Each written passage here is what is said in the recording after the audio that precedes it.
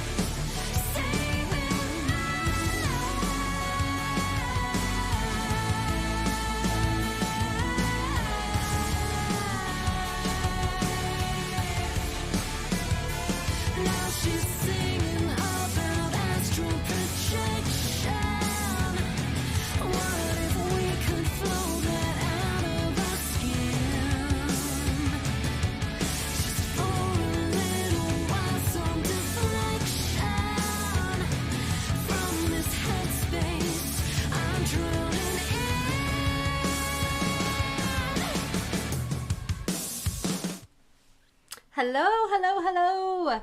How is everyone tonight? I see a few of you here. Hello, Alyssa. Hello, Kevin.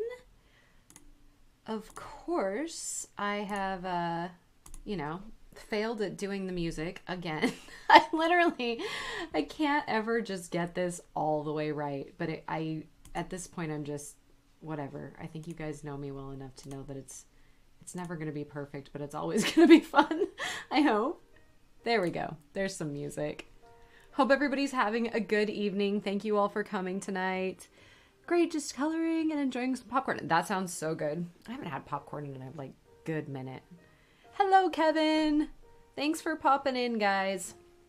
I am going to start the top of the stream just by sending some good thoughts and well wishes to our regular stream member Tommy. His daughter informed us all the last time that he wasn't doing so well health-wise, so I hope if he's catching these streams in the interim that you're doing a lot better, Tommy, and I hope you will be back here in the community very, very soon. Anyway, I will jump into it, and if anybody joins us along the way, I will take a look at chat every so often. Is the audio okay? Everyone can hear me okay? Just double checking before we officially dive in. Let me know in the chat. Yep, everything's good. You can hear the music too? Okay, cool. All right, well, let's see where we are at. Chapter 3, Looking Glass Insects. Of course, the first thing to do was to make a grand survey of the country she was going to travel through. It's something very like learning geography, thought Alice, as she stood on tiptoe in hopes of being able to see a little further. Principal rivers? There are none. Principal mountains? I'm on the only one, but I don't think it's got any name. Principal towns? Why, what are those creatures making honey down there? They can't be bees. Nobody ever saw bees a mile off, you know. And for some time she stood silent, watching one of them that was bustling about amongst the flowers, poking its proboscis into them. Just as if it were a regular bee, thought Alice. However, this was anything but a regular bee. In fact, it was an elephant, as Alice soon found out, though the idea quite took the breath away at first. And what enormous flowers they must be, was her next idea. Something like cottages with roofs taken off and stocks put to them, and what quantities of honey they must make.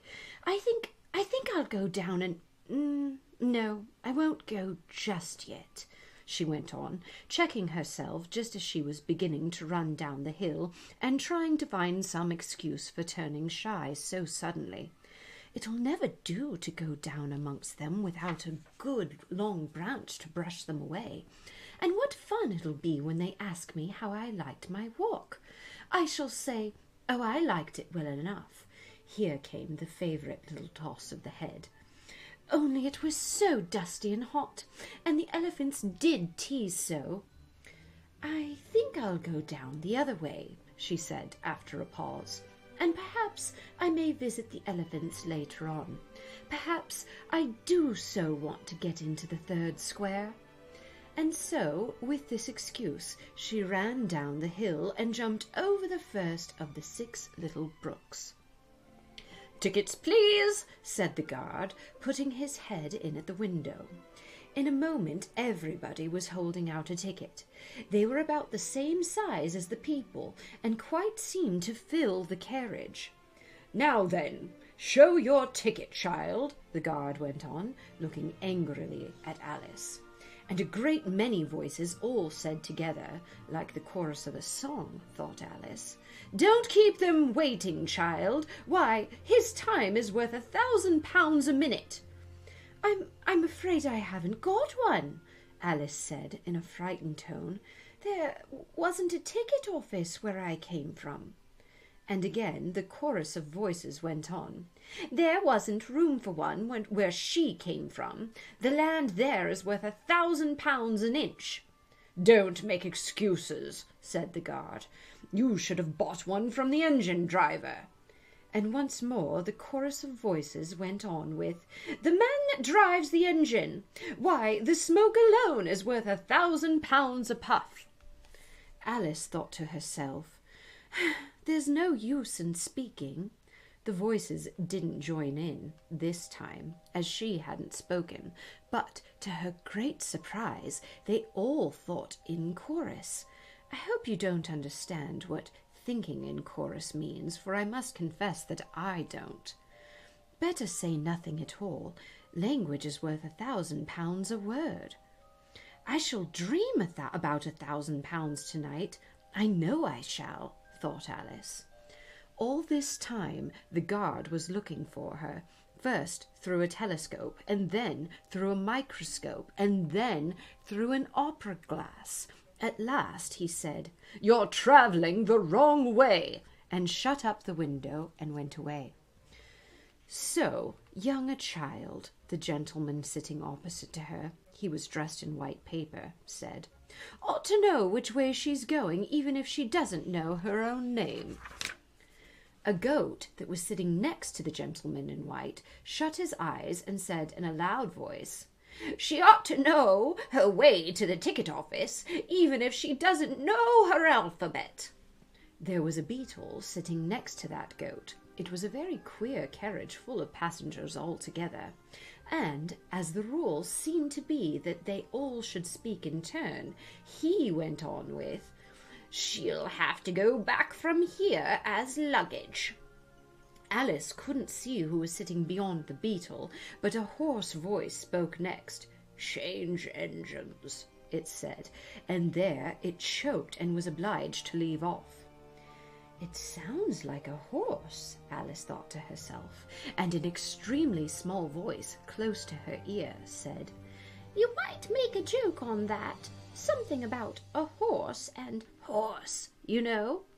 Then a very gentle voice in the distance said, She must be labelled Lass with Care, you know. And after that other voices went on. What a number of people there are on this carriage, thought Alice, saying, She must go by post, and she's got a head on her. She must be sent by a message by the telegraph. She must draw the train herself the rest of the way, and so on.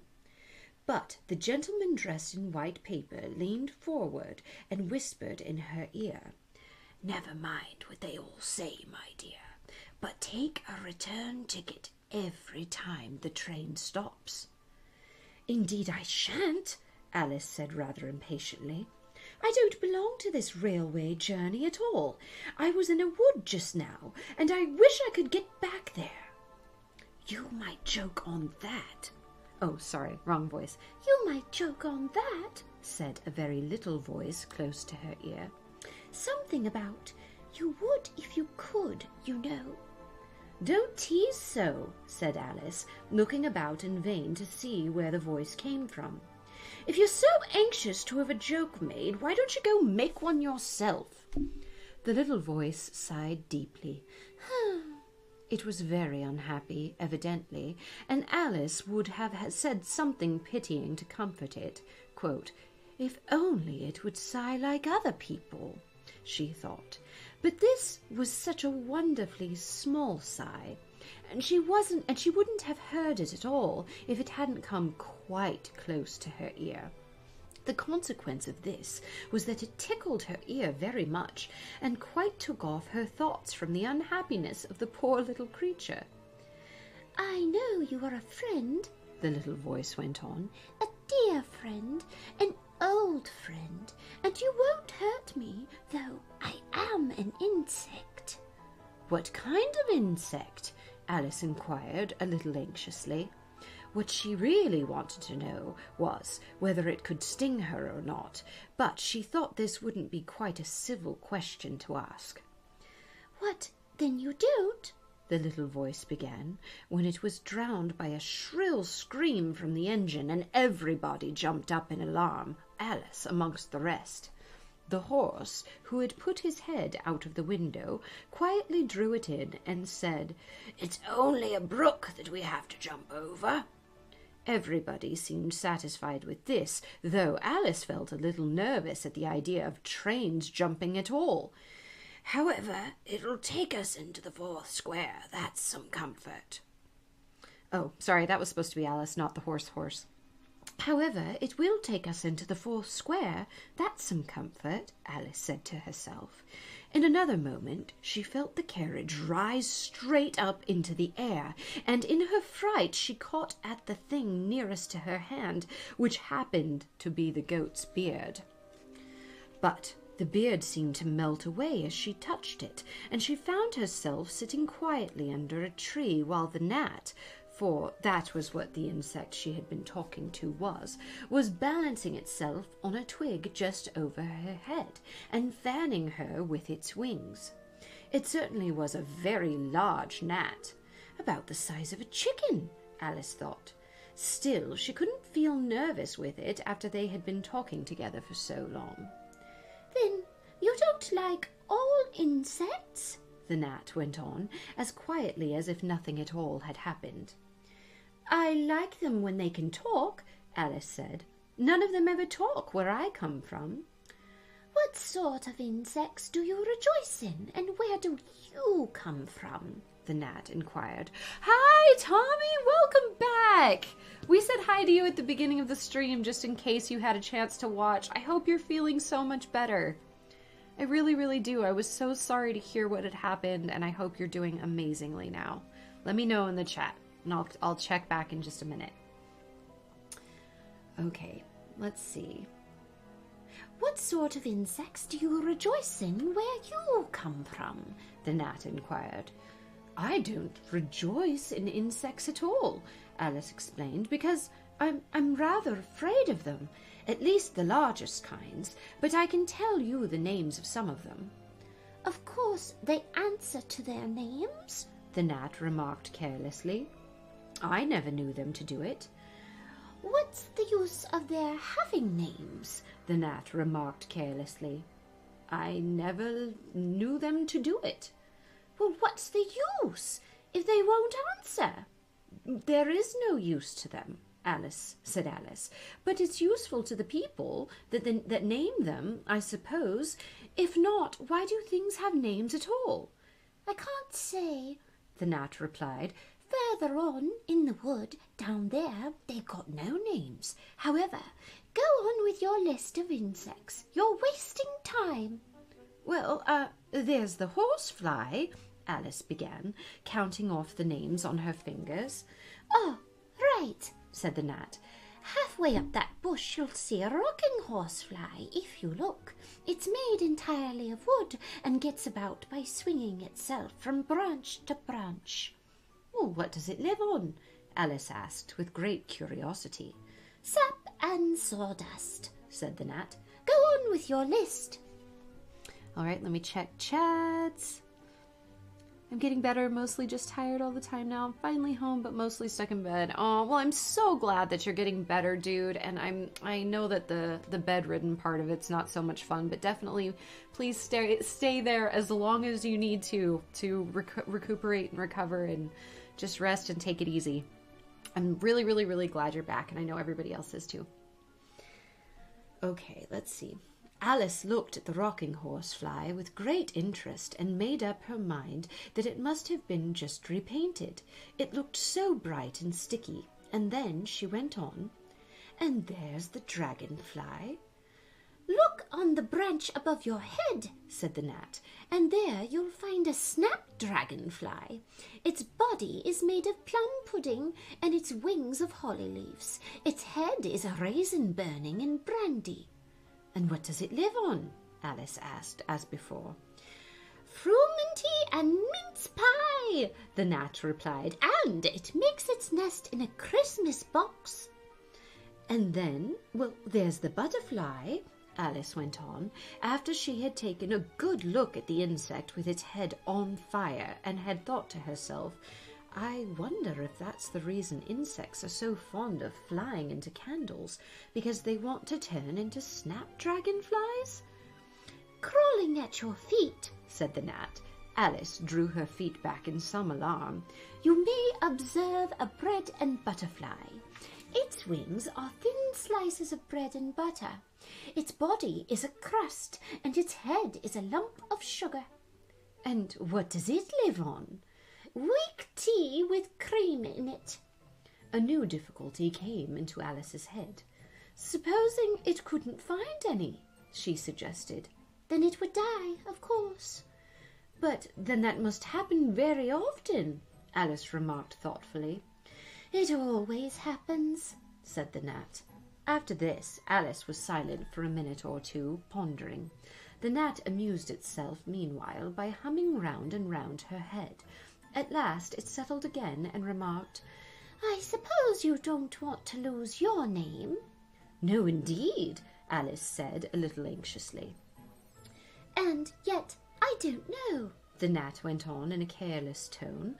Only think how convenient it would be if you could manage to go home without it. For instance, if, okay, this is still the gnat. For instance, if the governess wanted to call you to your lessons, you would call out, come here, and there she would have to leave off, because, well, there wouldn't be any name for her to call, and of course you wouldn't have to go then, you know. That would never do, I'm sure, said Alice. The governess would never think of excusing me lessons for that. If she couldn't remember my name, she'd just call me Miss, as the servants do. Well, if she said Miss and didn't say anything more, the gnat remarked, of course you'd miss your lessons. That's a joke. I wish you had made it. Why do you wish I had made it? Alice asked. It's a very bad one. But the gnat only sighed deeply, while 2 large tears came rolling down its cheeks. You shouldn't make jokes, Alice said, if it makes you so very unhappy. Then came another of those melancholy little sighs, and this time the poor gnat really seemed to have sighed itself away, for when Alice looked up, there was nothing whatever to be seen on that twig, and as she was getting quite chilly with sitting still for so long, she got up and walked on. All right, let me see. Nurse Ratched, aka my daughter, won't let me do anything good. Great to hear you're doing better. Yeah. Oh, the gnat voice is so cute. I'm glad. It's so fun to come up with these voices on the fly. I never know what they're going to sound like. Sometimes they're funny and sometimes they're weird and I don't know. The gnat's kind of fun. All right. She very soon came to an open field with a wood on the other side of it. It looked much darker than the last wood, and Alice felt a little timid about going into it. However, on second thoughts, she made up her mind to go on, for I certainly don't want to go back, she thought to herself, and this was the only way to the 8th square. This must be the wood, she said thoughtfully to herself, where things have no names. I wonder what'll become of my name when I go in. I shouldn't like to lose it at all, because they'd have to give me another, and it would be almost certainly an ugly one, and then the fun would be trying to find the creature that had got my old name. That's just like the advertisements, you know, when people lose dogs. Answers to the name of Dash had a brass collar. Just fancy calling everything you met Alice until one of them answered. Only then they wouldn't answer at all, if they were wise. She went on rambling this way when she reached the wood, and it seemed very cool and shady. Well, at any rate, it's a great comfort, she said as she stepped under the trees, after being so hot to get into what? She went on, rather surprised at not being able to think of the word. I mean, to get under this, you know, putting her hand on the trunk of the tree. Oh, what does it call itself, I wonder? I do believe it's got no name. Why, to be sure, it hasn't. She stood silently for a minute, thinking. Then she suddenly began again. Then it really has happened after all. And now, oh, who am I? Oh, I will remember, if I can. I'm determined to do it. But being determined didn't help her much, and all she could say after a great deal of puzzling was, I know it begins with L. Just then a fawn came wandering by. It looked at Alice with its large, gentle eyes, but didn't seem at all frightened. Here then, Alice said, as she held out her hand and tried to stroke it, but it only started back a little and then stood looking at her again. What do you call yourself? Oh, no, that's the fawn. What do you call yourself? The fawn said at last. Such a soft and sweet little voice it had. I wish I knew, thought poor Alice. She answered, rather sadly, nothing just now. Well, think again, it said. That won't do. Alice thought, but nothing came of it. Please, would you tell me what you call yourself? She said timidly. I think it might help a little. I'll tell you if you come a little further on, the fawn said. I can't remember here. So they walked on together through the wood, Alice with her arms clasped lovingly around the soft neck of the fawn, till they came out into another open field, and here the fawn suddenly gave a bounce into the air and shook itself free from Alice's arm. I'm a fawn, it cried out in a voice of delight, and dear me, you're a human child. And suddenly a look of alarm came into its beautiful brown eyes, and in another moment it had darted away from Alice at full speed. Alice stood looking after it, almost ready to cry with vexation at having lost her dear little fellow traveller so suddenly. However, I know my name again now, she said. That's some comfort. Alice, Alice. I shan't forget it again. And now, which of these finger posts ought I to follow, I wonder? It was not a very difficult question to answer, as there was only one road through the wood, and the two finger posts both pointed along it. I'll settle it, Alice said to herself, when the road divides and they point different ways. But this did not seem likely to happen. She went on and on a long way, but wherever the road divided there were sure to be two finger posts pointing the same way, one marked to Tweedledum's house and the other to the house of Tweedledee. I do believe, said Alice at last, that they live in the same house. I wonder I never thought about that before, but I can't stay there long. I'll just call and say, how do you do, and ask them the way out of this wood. If I could only get to the 8th square before it gets dark. So she wandered on, talking to herself a little as she went, till, on turning a sharp corner, she came upon two fat little men, so suddenly that she could not help starting back. But in another moment she recovered herself, feeling sure that they must be. Buffering on my end. I don't know if it did for you guys. Is everything okay? Alyssa said she had some buffering.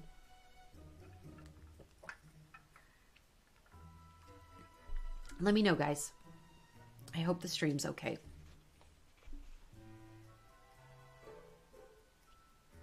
Just wait for 2 seconds. Hopefully someone responds. All good, Kevin? Okay, cool. All right. Okay, cool. Thanks, Tommy. All right, let me check time. All right, cool. 5:30. So we're going to get to do another chapter. Chapter 4. Tweedledum and Tweedledee. They were standing under a tree, each with an arm round the other's neck, and Alice knew which was which in a moment, because one of them had "Dum" embroidered on his collar, and the other "D." I suppose they've each got Tweedle round the back of the collar, she said to herself. They stood so still that she quite forgot that they were alive, and she was just going round to see if the word Tweedle was written on the back of each of their collars when she was startled by a voice coming from the one marked Dumb. "If you think we're waxworks," he said, "you ought to pay, you know. Waxworks weren't made to be looked at for nothing, nohow." "Contrariwise," added the one marked D, "if you think we're alive, you ought to speak." "Oh, I'm sure I'm very sorry," was all Alice could say, for the words of the old song kept running through her head like the ticking of a clock, and she could hardly help saying them out loud. Tweedledum and Tweedledee agreed to have a battle, for Tweedledum and Tweedledee had spoiled his nice new rattle. Just then flew down a monstrous crow as black as a tar barrel, which frightened both the heroes so they quite forgot their quarrel. "I knows what you're thinking about," said Tweedledum, "but it isn't so, nohow. And contrariwise," continued Tweedledee, "if it was so, it might be, and if it were so, it would be, but it isn't and it ain't. That's logic." I was thinking," Alice said politely, "which is the best way out of this wood? It's getting so dark. Would you tell me, please?" But the fat little men only looked at each other and grinned. They looked so exactly like a couple of great schoolboys that Alice couldn't help pointing her finger at Tweedledum and saying, "First boy." "Nohow," Tweedledum cried out briskly and shut his mouth up against with a snap. "Next boy," said Alice, passing on to Tweedledee, though she felt quite certain that he would only shout out, "Contrariwise," and so he did. "You've begun wrong," cried Tweedledum. "The first thing in a visit is to say how do you do and shake hands." And here the two brothers gave each other a hug, and then they held out the two hands that were free to shake hands with her. Alice did not like shaking hands with either of them at first, for fear of hurting the other one's feelings. So, as the best way out of this difficulty, she took hold of both hands at once, and the next moment they were dancing round in a ring. This seemed quite natural, she remembered afterwards, and she was not even surprised to hear music playing. It seemed to come from the tree under which they were dancing, and it was done, as well as she could make it out, by the branches rubbing against one another like fiddles and fiddlesticks. "But it certainly was funny," Alice said afterwards when she was telling her sister the history of all of this, "to find myself singing, 'Here we go round the mulberry bush.' I don't know when I began it, but somehow I felt as if I'd been singing it a very long time." The other two dancers were fat and very soon out of breath. "4 times round is enough for one dance," Tweedledum panted out, and they left off dancing as suddenly as they had begun it. The music also stopped at that same moment. Then they let go of Alice's hands and stood looking at her for a minute. There was a rather awkward pause, as Alice didn't know how to begin a conversation with people that she had just been dancing with. Okay, just checking chat. Okay, internet's fine now. Okay, good. Good. "It would never do to say, 'How do you do now?'" she said to herself. "We seem to have gone beyond that somehow. I hope you're not much tired," Alice said at last. "Nohow, and thank you very much for asking," said Tweedledum. "So much obliged," said Tweedledee. "Do you like poetry?" Yes, pretty well. Some poetry, anyway," Alice said doubtfully. "Would you tell me which roads lead out of this wood?" "What shall I repeat to her?" said Tweedledee, looking round at Tweedledum with great solemn eyes and not noticing Alice's question. "The walrus and the carpenter is the longest," Tweedledum replied, giving his brother an affectionate hug. Tweedledee began instantly. "The sun was shining." Here Alice ventured to interrupt him. "If it's very long," she said, as politely as she could, "would you please tell me first which road—" Tweedledee smiled gently and began again. "The sun was shining on the sea, shining with all his might. He did very best to make the billows smooth and bright, and this was odd because it was the middle of the night. The moon was shining sulkily because she thought the sun had got no business to be there after day was done. It was very rude of him, she said, to come and spoil the fun. The sea was wet as wet could be, the sands were dry as dry. You could not see a cloud because no cloud was in the sky. No birds was flying overhead, there was no birds to fly. The walrus and the carpenter were walking close at hand. They wept like anything to see such quantities of sand. If this were only cleared away, they said, it would be grand. If 7 maids with 7 mops swept it up for half a year, do you suppose, the walrus said, they could get it clear? I doubt it, said the carpenter, and shed a bitter tear. Oh, oysters, come and walk with us, the walrus did beseech. A pleasant walk, a pleasant talk, amongst the briny beach. We cannot do more than 4 to give a hand to each. The eldest oyster looked at him, but never a word he said. The eldest oyster winked his eye and shook his heavy hand, meaning to say he did not choose to leave the oyster bed. But 4 young oysters hurried up, all eager for a treat. Their coats were brushed, their faces washed, their shoes were clean and neat. And this was odd because, they hadn't any feet. 4 other oysters followed them, and yet another 4. And thick and fast they came at last, and more and more and more, all hopping through the frothy waves and scrambling to the shore. The walrus and the carpenter walked on a mile or so, and then they rested on a rock conveniently and low. And all the little oysters stood and waited in a row. The time has come, the walrus said, to talk of many things, of shoes and ships and sealing wax, of cabbages and kings, and while the sea is boiling hot, and whether pigs have wings. But wait a bit, the oysters cried, before we have our chat, for some of us are out of breath, and all of us are fat. No hurry, said the carpenter, and they thanked him much for that. A loaf of bread, the walrus said, is why we chiefly need it. Pepper and vinegar, besides, are very good indeed. Now, if you're ready, oysters dear, we can begin to feed. But not on us, the oysters cried, turning a little blue. After such kindness, that would be a dismal thing to do. The night is fine, the walrus said, and do you admire the view? It was so kind of you to come, and you are very nice. The carpenter said nothing but cut another slice. I wish you were not quite so deaf. I've had to ask you twice. It is a shame, the walrus said, to play them such a trick, after we've brought them out so far and made them trot so quick. The carpenter said nothing, but the butter spread too thick.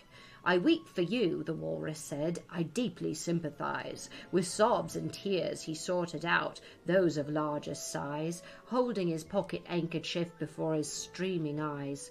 Oh, oysters, said the carpenter, you've had a pleasant run. Shall be trotting home again, but answer there came none, and this was scarcely odd, because they'd eaten every one. Walrus best, said Alice, because he was a little sorry for those poor oysters. He ate more than the carpenter, though, said Tweedledee.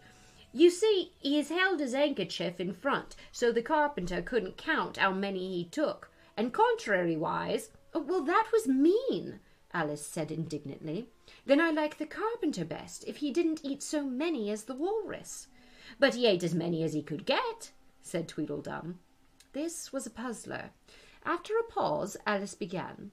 Well, they were both very unpleasant characters. Here she checked herself in some alarm at hearing something that sounded to her like the puffing of a large steam engine in the wood near them, though she feared it was more likely to be a wild beast. Are there any lions or tigers about here? She asked timidly. It's only the Red King snoring, said Tweedledee. Come and look at him, the brothers cried, and they each took one of Alice's hands and led her up to where the king was sleeping. Isn't that a lovely sight? Said Tweedledum. Alice couldn't say honestly that it was. The king had a tall red nightcap on with a tassel, and he was lying crumpled up in a sort of untidy heap and snoring loud. fit to snore his head off, as Tweedledum remarked. I'm afraid he'll catch cold with lying on that damp grass, said Alice, who was a very thoughtful little girl. He's dreaming now, said Tweedledee. And what do you think he's dreaming about? Alice said, no one can guess that. Why, what about you? Tweedledee exclaimed, clapping his hands triumphantly. And if he left off dreaming about you, where do you suppose he'd be? Where I am now, of course, said Alice. Not you, Tweedledee retorted contemptuously. You'd be nowheres. Why, you're only the sort of thing in his dream. If that were the king... If that were the king, if he was to wake, added Tweedledum, you'd go out, bang, just like a candle. I should not, Alice exclaimed indignantly. Besides, if I'm only sort of a thing in his dream, what are you then? I should like to know.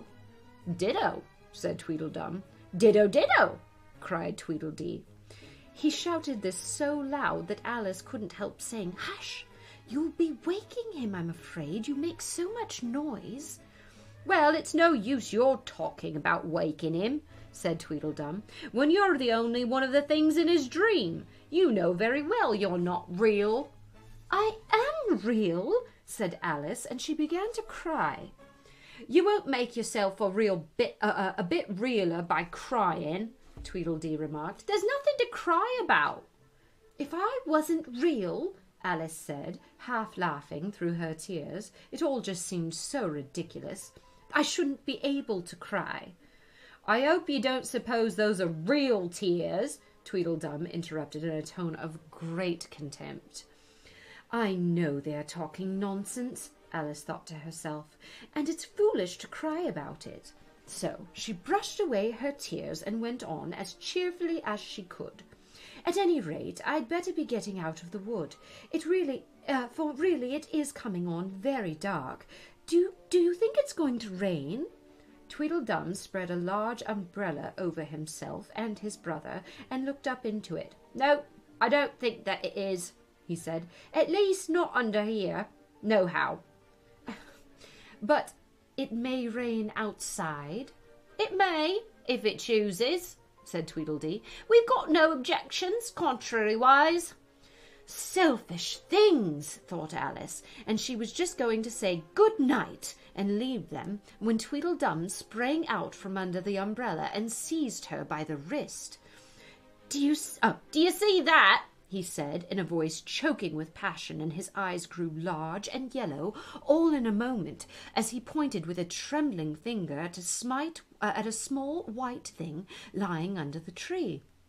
Well, it's only a rattle, Alice said, after a careful examination of the little white thing. Not a rattlesnake, you know, she said hastily, thinking that he was frightened. Only an old rattle, quite old and broken. I knows it was, cried Tweedledum, beginning to stamp about wildly and tear at his hair. It's spoiled, of course. Here he looked at Tweedledee, who immediately sat down on the ground and tried to hide himself under the umbrella. Alice laid her hand upon his arm and said in a soothing tone, You needn't be so angry about an old rattle. But it isn't old, Tweedledum cried in a greater fury than ever. It's new, I tell you. I bought it yesterday. My nice new rattle. And his voice rose to a perfect scream. All this time Tweedledee was trying his best to fold up the umbrella with himself in it, which was such an extraordinary thing to do that it quite took off Alice's attention from the angry brother. But he couldn't quite succeed, and it ended in his rolling over, bundling up in the umbrella, with only his head out, and there he lay, opening and shutting his mouth and his large eyes, looking more like a fish than anything else, Alice thought. Of course you agreed to have a battle, Tweedledum said in a calmer tone. I suppose so. I suppose so, the other sulkily replied as he crawled out of the umbrella. Only she must help us to dress up, you know. So the two brothers went off hand in hand into the wood and returned in a minute with their arms full of things, such as bolsters, blankets, hearth rugs, tablecloths, dish covers, and coal scuttles. "I hope you're a good hand at pinning and tying strings," Tweedledum remarked. "Every one of these things has to go on somehow or other." Alice said afterwards that she had never seen such a fuss made about anything in all her life. The way those two bustled about, and the quantity of things they put on, and the trouble they gave her in tying strings and fastening buttons. "Really, they'll be more like bundles of old clothes than anything else by the time they're ready," she said to herself as she arranged a bolster around the neck of Tweedledee to keep his head from being cut off. As he had said.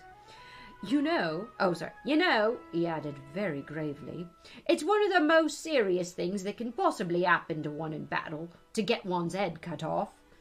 Alice laughed loud, but she managed to turn it into a cough for fear of hurting his feelings. "Do I looks very pale?" said Tweedledum, coming up to have his helmet tied on. He called it a helmet, although it certainly looked much more like a saucepan.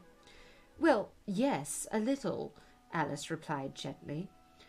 "I'm very brave generally," he went on in a low voice. "Only today I happen to have a headache." "And I've got a headache. And I've got a toothache," said Tweedledee, who had overheard the remark. "I'm far worse off than you." "Then you'd better not fight today," said Alice, thinking it a good opportunity to make peace. "We must have a bit of a fight, but I don't care about going on long," said Tweedledum. "What's the time now?" Tweedledee looked at his watch and said, 4:30. "Let's fight till 6 and then we'll have dinner," said Tweedledum. "Very well," said the other, rather sadly, "and she can watch us. Only you'd better not come very close," he added. "I generally hit everything I can see when I get real excited." "And I hit everything within reach," cried Tweedledum, "whether I can see it or not." Alice laughed. "You must hit the trees pretty often, I should think," she said. Tweedledum looked round him with a satisfied smile. "I don't suppose," he said, "there'll be a tree left standing for ever so far round by the time we've finished." "And all about a rattle," said Alice, still hoping to make them a little ashamed for fighting over such a trifle. "I shouldn't have minded it so much," said Tweedledum, "if it hadn't been a new one." I wish the monstrous crow would come," thought Alice. "There's only one sword, you know," Tweedledum said to his brother, "but you can have the umbrella. It's quite as sharp, only we must begin quick. It's getting dark as can be." "And darker," said Tweedledee. It was getting so dark so suddenly that Alice thought there must be a thunderstorm coming on. "What a thick black cloud that is," she said, "and how fast it comes. Why, I do believe it's got wings." "It's the crow!" Tweedledum cried out in a shrill voice of alarm, and the two brothers took to their heels and were out of sight in a moment. Alice ran a little way into the woods and stopped under a large tree. "It can never get me in here," she thought. "It's far too large to squeeze itself in amongst the trees, but I wish it wouldn't flap its wings so. It makes quite a hurricane in the wood. Here's somebody's shawl. It's being blown away." Okay, that is the end of chapter 4. And we have 10 minutes, so what do you want to do? You want to go overtime into chapter 5, or do you want to call it here? It's up to you guys. We can keep going next time. On that note, we have a friend coming into town to stay with us this weekend, and a really, really crazy busy week at the beginning of next week. So this Sunday's Twitch stream will be deferred until the next Sunday, and same thing with this coming Wednesday's this stream, bedtime stories stream. So no stream on this coming Sunday or the following Wednesday, but it'll pick back up after that. So the following Sunday and the following Wednesday and so on. So Let me know in the chat if you guys want to keep going for one more chapter or if you are good calling it 10 minutes early. If we go one more chapter, it'll probably be like 6:20 or 6:25 or something by the time we're done. I will watch the chat for an idea of what you guys want to do.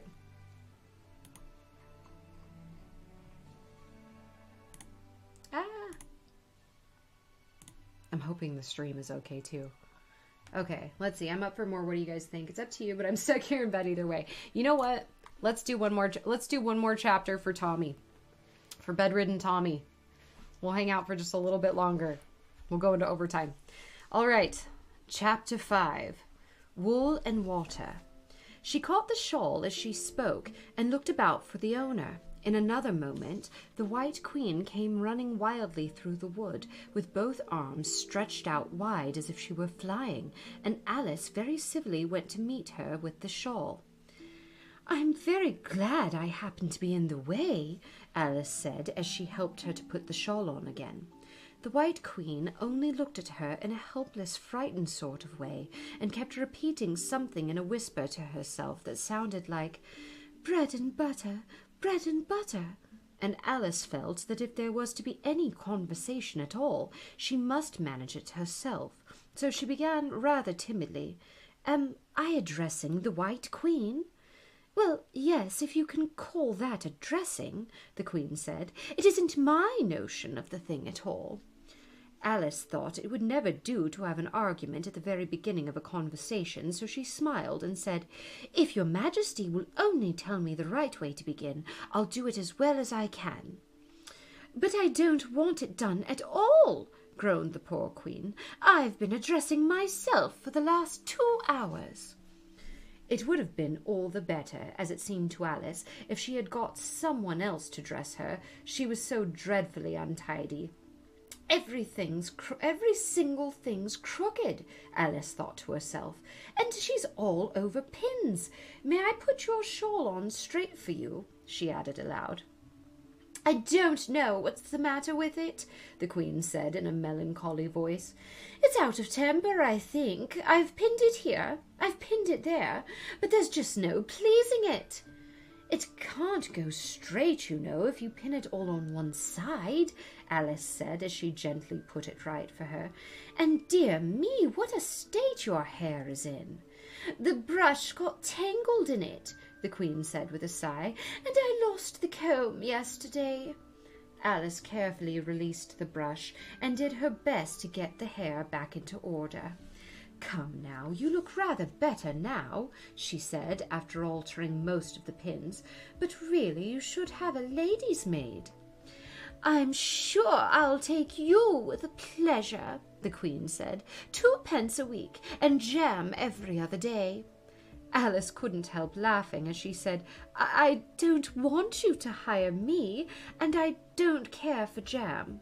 "It's a very good jam," said the Queen. "Well, I don't want any today at any rate." "You couldn't have it if you did want it," the Queen said. "The rule is jam tomorrow and jam yesterday, but never jam today." "It must come sometimes to jam today," Alice objected. "No, it can't," said the Queen. "It's jam every other day. Today isn't any other day, you know." "I don't understand you," said Alice. "It's dreadfully confusing." "That's the effect of living backwards," the Queen said kindly. "It always makes one a little giddy at first." "Living backwards?" Alice repeated in great astonishment. "I never heard of such a thing." "But there's one great advantage in it, and that one's memory works both ways." "I'm sure mine only works one way," Alice remarked. "I can't remember things before they happen." "It's a poor sort of memory that only works backwards," the Queen remarked. "What sort of things do you remember best?" Alice ventured on to ask. "Oh, things that happened the week after next," the Queen replied in a careless tone. "For instance, now, she went on, sticking a large piece of plaster on her finger as she spoke. There's the king's messenger. He's in prison now, being punished, and the trial doesn't even begin until next Wednesday, so of course the crime comes last of all. Suppose he never commits the crime, Alice said. Well, that would be all the better, wouldn't it? The Queen said, as she found the plaster round her finger with a bit of ribbon. Alice felt that there was no denying that. Well, of course it would be all the better, she said, but wouldn't it be all the better with his being punished? You're wrong there, at any rate, said the Queen. Were you ever punished? Only for faults, said Alice. And you were all the better for it, I know, the Queen said triumphantly. Well, yes, but I had done things that I was punished for, said Alice. That makes all the difference. But if you hadn't done them, the Queen said, that would have been better still. Better, better, and better. Her voice went higher with each better until it got to a squeaky one at last. Alice was just beginning to say, "There's a mistake somewhere," when the Queen began screaming, so loud that she had to leave the sentence unfinished. "Oh! Oh! Oh!" shouted the Queen, shaking her hand about as if she wanted to shake it right off. "My finger's bleeding! Oh! Oh!" Her screams were so exactly like the whistle of a steam engine that Alice had to hold both hands over her ears. "What is the matter?" she said, as soon as there was a chance of making herself heard. "Have you pricked your finger?" "I haven't pricked it yet," the Queen said, "but soon I shall. Oh!" "When do you expect to do it?" said Alice, feeling very much inclined to laugh. "When I fasten my shawl again," the poor Queen groaned out. "The brooch will come undone directly. Oh! Oh!" As she said the words, the brooch flew open, and the Queen clutched wildly at it and tried to clasp it again. "Take care!" Alice cried. "You're holding it all crooked." And she caught at the brooch, but it was too late. The pin had slipped, and the Queen had pricked her finger.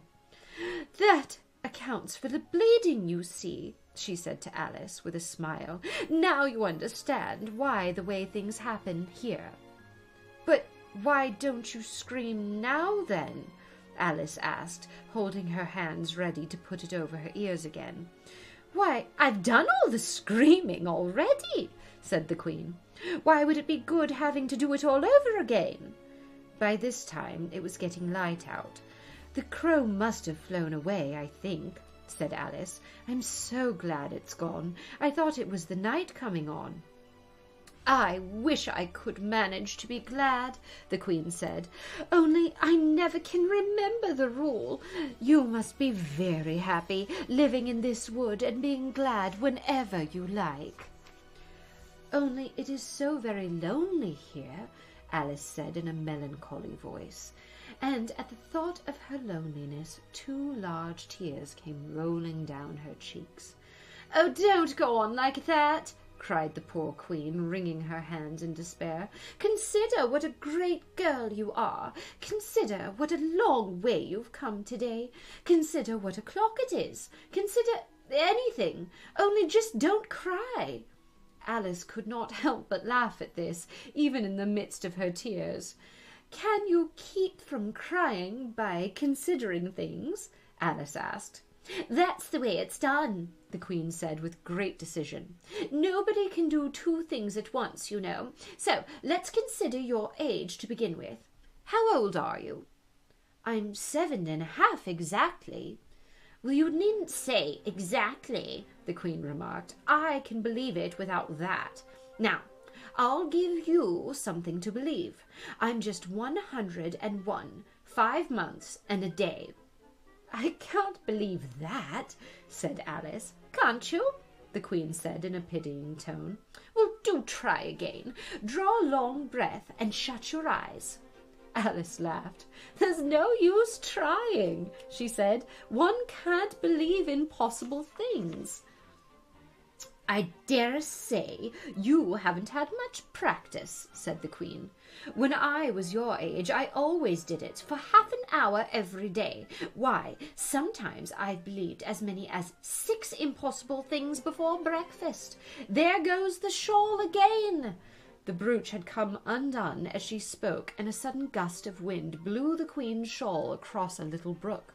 The Queen spread out her arms again and went flying after it, and this time she succeeded in catching it herself. "I've got it!" she cried in a triumphant tone. "Now you shall see me pin it on again, all by myself." "Then I hope your finger is better now," Alice said very politely, as she crossed the little brook after the Queen. "Oh, much better!" cried the Queen, her voice rising into a squeak again as she went on. "Much better! Better, better, better!" The last word she ended in a long, very high bleat, so like a sheep that Alice quite started. She looked at the Queen, who seemed to have suddenly wrapped herself up in wool. Alice rubbed her eyes and looked again. She couldn't make out what had happened at all. Was she in the shop? And what was that really? Was it really a sheep that she was sitting with on the other side of the counter? Rub as she would, she could make nothing more of it. She was in a dark little shop, leaning with her elbows on a counter, and opposite to her was an old sheep, sitting in an armchair, knitting, and every now and then leaving off to look at her through a great pair of spectacles. What is it you wanted to buy?" the sheep said at last, looking up for a moment from her knitting. I don't quite know yet," Alice said, very gently. "I should like to look all around me first, if I might." "You may look in front of you, and on both sides, if you like," said the sheep, "but you can't look all around you, unless you've got eyes at the back of your head." But these, as it happened, Alice had not got, so she contented herself with turning round, looking at the shelves as she came to them. The shop seemed to be full of all manner of curious things, but the oddest part of it all was that whenever she looked hard at any shelf to make out exactly what it had on it, that particular shelf was always quite empty, though the others round it were crowded as full as they could hold. "Things flow about so here," she said at last in a very plaintive tone, after she had spent a minute or so vainly pursuing a large bright thing that looked sometimes like a doll and sometimes like a work-box, and she was always in the shelf next above the one that she was looking at. "And this is the most provoking of all. But I'll tell you what," she added, as a sudden thought struck her. "I'll follow it up to the very top shelf of all. It'll puzzle it to go through the ceiling, I expect." But even this plan failed. The thing went through the ceiling as quietly as possible, as if it were quite used to it. Are you a child or a teetotum?" the sheep said, as she took up another pair of needles. "You'll make a giddy soon, if you go on turning round like that." She was now working with 14 pairs at once, and Alice couldn't help but looking at her in great astonishment. "How can she knit with so many?" the puzzled child thought to herself. "She gets more and more like a porcupine every minute." "Can you row?" the sheep asked, handing her a pair of knitting needles as she spoke. "Oh, yes, a little, but not on land and not with needles," Alice was beginning to say, when suddenly the needles turned into oars in her hands, and she found that there was a little boat gliding along between banks, so there was nothing for her to do but her best. "Feather!" cried the sheep, as she took up another pair of needles. This didn't sound like a remark that needed any answer, so Alice said nothing but pulled away.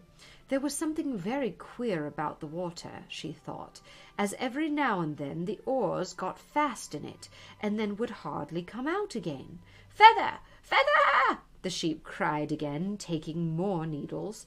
"You'll be catching a crab directly." "A dear little crab," thought Alice. "Oh, I should like that." "Didn't you hear me say, Feather?" the sheep cried angrily, taking up quite a bunch of needles. "Indeed I did," said Alice. "You've said it very often and very loud. Please, where are the crabs?" "In the water, of course," said the sheep, sticking some of the needles into her hair as her hands were full. "Feather! Feather, I say!" "Why do you say feather so often?" Alice asked at last, rather vexed. "I'm not a bird." "You are," said the sheep. "You're a little goose." This offended Alice a little, and so there was no more conversation for a minute or two, while the boat glided gently on, sometimes amongst beds of weeds, which made the oars stick faster in the water and worse than ever, and sometimes under trees, but always with the same tall river-banks frowning over their heads. "Oh, please, there are some scented rushes," Alice cried in a sudden transport of delight. "There really are, and oh, such beauties!" "You needn't say please to me about 'em," the sheep said, without looking up from her knitting. "I didn't put 'em there, and I'm not going to take 'em away."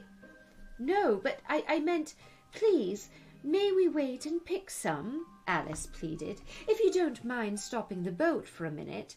"How am I to stop it?" said the sheep. "If you leave off the rowing, it'll stop itself." So the boat was left to drift down the stream as it would, till it glided gently in amongst the waving rushes, and then the little sleeves were carefully rolled up, and the little arms were plunged in elbow deep, to get hold of the rushes a good long way down before breaking them off. And for a while Alice forgot all about the sheep and the knitting, as she bent over the side of the boat, with just the ends of her tangled hair dipping into the water, while, with bright eyes eager, she caught at one bunch after another of the darling scented rushes. "I only hope this boat won't tipple over," she said to herself. "Oh, what a lovely one! Only I couldn't quite reach it." And it certainly did seem a little provoking, almost as if it had happened on purpose, she thought, that though she managed to pick plenty of beautiful rushes, as the boat glided by, there was always a more lovely one that she just couldn't reach. "The prettiest are always further," she said at last with a sigh, at the obstinacy of these rushes in growing so far off. With flushed cheeks and dripping hair and hands, she scrambled back into her place and began arranging her new-found treasures. What mattered it to her just then that the rushes had begun to fade and to lose all of their scent and beauty from the very moment that she had picked them? Even real scented rushes, you know, last only a very little while, and these, being dream rushes, melted away almost like snow, as they lay in heaps at her feet. But Alice hardly noticed this. There were so many other curious things to think about.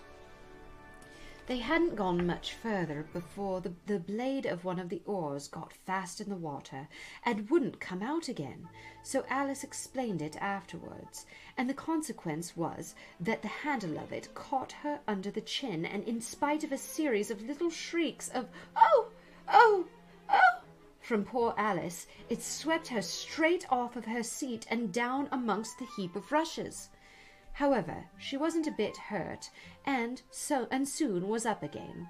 The sheep went on with her knitting all of the while, just as if nothing was happening. "That was a very nice crab you caught." "That was a very nice crab you caught," she remarked as Alice got back into her place, very much relieved to find herself still in the boat. "What was it? I didn't see it," said Alice, peeping cautiously over the side of the boat into the dark water. "I wish I hadn't let it go. I should so like a little crab to take home with me." But the sheep only laughed scornfully and went on with her knitting. "Are there many crabs here?" asked Alice. "Crabs and all sorts of things," said the sheep. "Plenty of choice. Only make up your mind.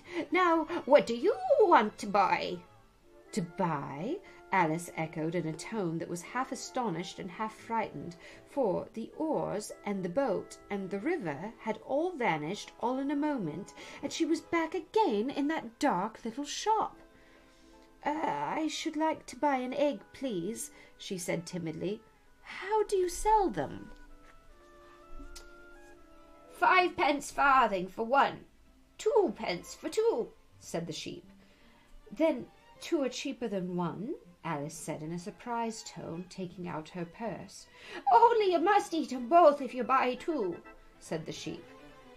Then I'll have 1, please, said Alice as she put her money down on the counter, for she thought to herself, they mightn't be at all nice, you know. The sheep took the money and put it away in a box.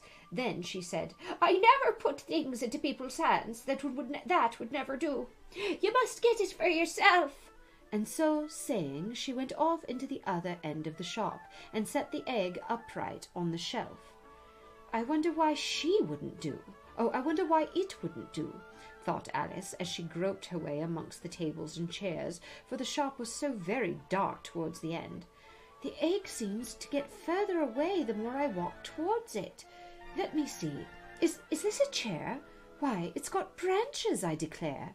How very odd to find trees growing in here. And actually, here's a little brook. Well, this is the very queerest shop I ever saw. So she went on, wondering more and more at every step, as everything turned into a tree the moment she came up to it, and she quite expected the egg to do the same. Okay, that's our extra bonus chapter for the night. We will pick up on chapter 6, not this coming Wednesday, but the following Wednesday, which is, I will check the date for you.